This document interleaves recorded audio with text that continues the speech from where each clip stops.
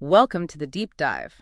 Today, we're plunging into, well, a really fascinating historical puzzle. It really is. The prophetic 70-year period of Jerusalem's desolation. Our goal here is to try and unravel the timeline, understand its significance, and look at how our source material interprets it all, hopefully giving you a much clearer picture. And what's interesting is the source material itself. We're talking ancient texts, Jeremiah, Kings, Chronicles, Daniel, but also historical notes on Babylonian chronology. Which sounds like it makes things complicated. Exactly. Reconciling these different accounts, that's part of the challenge, part of this deep dive. Okay, let's unpack this then. The big question, the one these texts seem to circle around, is when did this 70-year period actually start and end? Right. And it's not straightforward.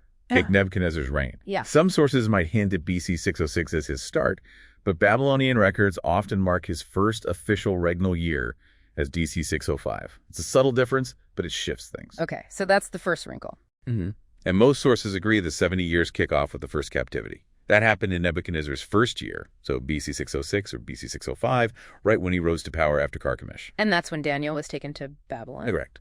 Then you have later captivities. Ezekiel, for instance. The texts mention Nebuchadnezzar's 7th or 8th year for that, like BC 600 or BC 599, maybe. Different years again. Yeah, and same for Jerusalem's final destruction, mentioned as his 18th or 19th year, so around BC 588 or BC 587.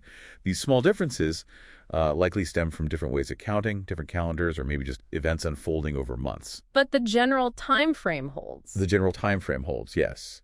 And woven into all this dating are these incredible stories. Nebuchadnezzar's own changing views on God, even that period where he supposedly lived like an animal. A lesson in humility, the texts suggest. Definitely. Plus, you have the Judean kings defying prophets. You have Hadassah, Queen Esther rising up in Persia, and later Babylonian kings actually treating exiles pretty decently. It's history, but it's also deeply personal stories. Wow, okay.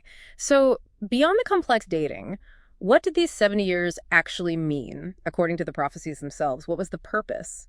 Well, Jeremiah 25 is pretty clear. The land would be desolate, nations would serve Babylon for 70 years, and then Babylon would face judgment. A specific time frame for judgment. And Jeremiah 29 adds a promise. After those 70 years in Babylon, the exiles would be visited, brought back to Jerusalem. So judgment and then restoration. Exactly. And 2 Chronicles adds another layer, connecting the desolation to the land, finally getting its Sabbath rests, like making up for lost time. Daniel even explicitly says he understood this period from reading Jeremiah. It sounds like a very defined period with a specific purpose. So how did it end? Did it wrap up neatly after 70 years, and what does that tell us? The end is marked very clearly.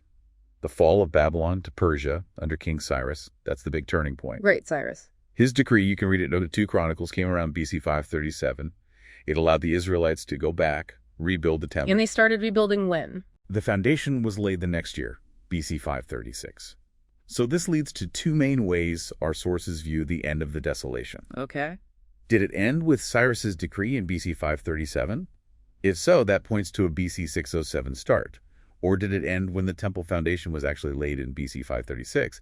That would imply a BC 606 start. So 2 slightly different but very close 70-year calculations. Precisely. Both fit the general prophecy, depending on how you define the end. We've really dug into the dates, the start, the end.